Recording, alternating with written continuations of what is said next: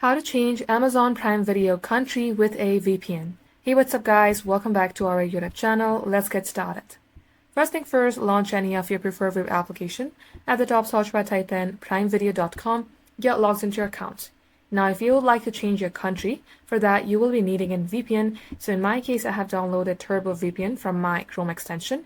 You may go ahead and do the same. The VPN is also pinned in my nav bar here. Now let's go ahead and click onto our VPN.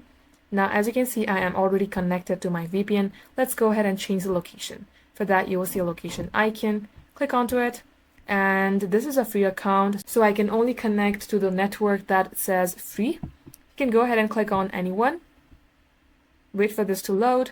And just like so, now you can see it's been 4 or 5 seconds since I'm connected to UK's network. Just like so, guys, this is how you can do the same as well.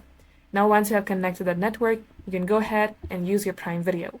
Thank you all for watching. We will catch you up in our next upload.